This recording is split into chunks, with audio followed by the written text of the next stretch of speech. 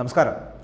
Israel Hamas യുദ്ധം അവസാനിപ്പിക്കുവാൻ ഒരു പുതിയ ഫോർമുലയുമായി ഇസ്രായേൽ എത്തുമ്പോൾ ഒരു വലിയ പ്രതീക്ഷയുണ്ടാകുന്നുണ്ട്. 6 ആഴ്ച നീളുന്ന 3 ഘട്ടങ്ങളിലായി നടപ്പാക്കേണ്ട ഒരു ഫോർമുലയാണ് ഇപ്പോൾ ഇവർ മുന്നോട്ട് വച്ചിരിക്കുന്നത് തന്നെ.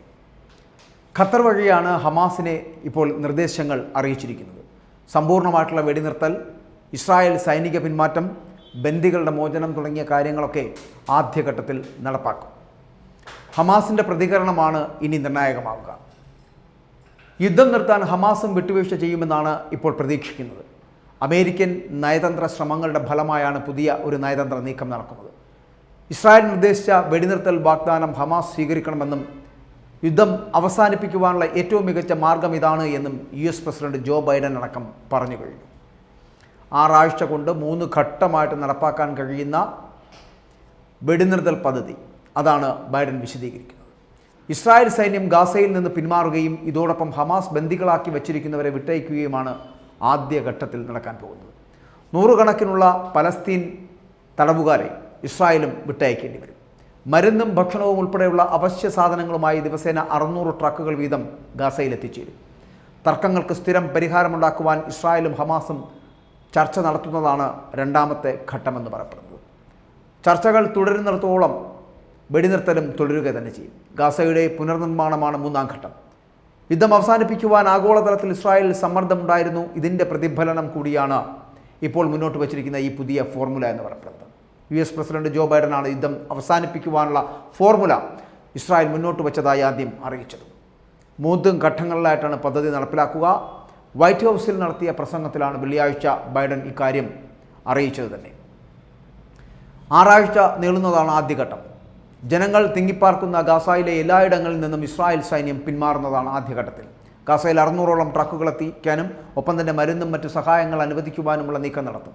യുദ്ധം മൂലമുണ്ടായിട്ടുള്ള നാശനഷ്ടങ്ങളിൽ നിന്ന് പതിറ്റാണ്ടുകളായിട്ട് എടുത്തിട്ടുള്ള പുനർനിർമ്മാണത്തിൻ്റെ ആരംഭമായിരിക്കും 3ാം ഘട്ടം എന്ന് പറയപ്പെടുന്നത്. ഇരു കൂട്ടരും വെടിനിർത്തൽ ഉപാധികൾ അംഗീകരിക്കണമെന്നും അമേരിക്കയുടെ നയതന്ത്ര ശ്രമങ്ങളുടെ ഫലമാണ് നിർദ്ദേശങ്ങളെന്നും അമേരിക്കൻ പ്രസിഡന്റ് തന്നെ പറയുകയും ചെയ്യുന്നുണ്ട്. അതിനിടെ വടക്കൻ ഗാസയിലെ ജബാലിയ അഭയാർത്ഥി ക്യാമ്പ്, ആ മേഖലയിൽ 2 ആഴ്ചയിലേറെ നീണ്ട ആക്രമണം ഇസ്രായേൽ അവസാനിപ്പിച്ച് സൈന്യം അവിടെ നിന്നും പിൻവാങ്ങിയിരിക്കുകയാണ്.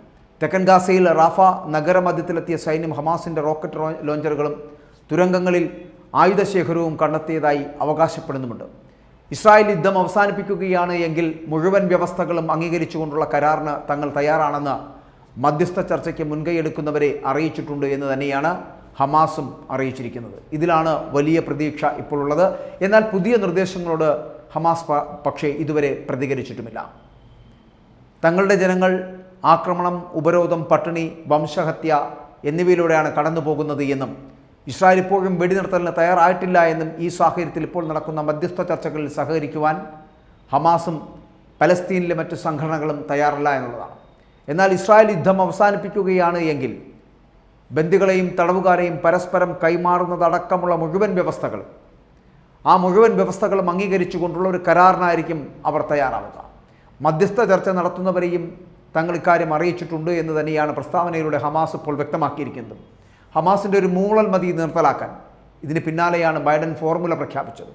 ഇസ്രായേലിൻ്റെ ഗാസ ആക്രമണത്തിൽ 36,000 പലസ്തീൻ പൗരന്മാർ കൊല്ലപ്പെട്ടതായും ഹമാസിൻ്റെ നിയന്ത്രണത്തിലുള്ള ആരോഗ്യ മന്ത്രാലയം തന്നെയാണ് ഈ വിവരങ്ങളൊക്കെയും പുറത്തറിയിച്ചിരിക്കുന്നത്. ഹമാസാണ് ഇനിയൊരു തീരുമാനമെടുക്കേണ്ടത്. ഇസ്രായേലും ഹമാസും തമ്മിലുള്ള യുദ്ധം അവസാനിപ്പിക്കുവാൻ ഇസ്രായേൽ ശ്രമിക്കുമ്പോൾ അമേരിക്കയുടെ നയതന്ത്രപരമായിട്ടുള്ള ഇടപെടലുകൾ മൂലം ഈ മഹാഭീകരമാകാവുന്ന ഈ യുദ്ധം നിർത്തലാക്കുകയാണ് വേണ്ടത് എന്ന് ലോകത്തിൻ്റെ പലയിടങ്ങളിൽ നിന്ന് UN അടക്കം പറയുമ്പോൾ ആ യുദ്ധത്തിൻ്റെ ഈ കെടുതികൾ അവസാനിപ്പിച്ചുകൊണ്ട് യുദ്ധം അവസാനിപ്പിക്കേണ്ട സമയമായി എന്ന് തന്നെയാണ് ഇപ്പോൾ അറിയാൻ കഴിയുന്നത്. ഒപ്പം ഇസ്രായേലും അതിന് തയ്യാറാവുകയാണ്. യുദ്ധം അവസാനിപ്പിക്കുകയാണ്. പലസ്തീൻ തടവുകാരെ അടക്കം മടക്കി നൽകിക്കൊണ്ട് യുദ്ധം അവസാനിപ്പിച്ച് മുന്നോട്ട് പോകുവാനുള്ള ഒരു രീതി മുന്നോട്ട് അവലംബിക്കുകയാണവർ.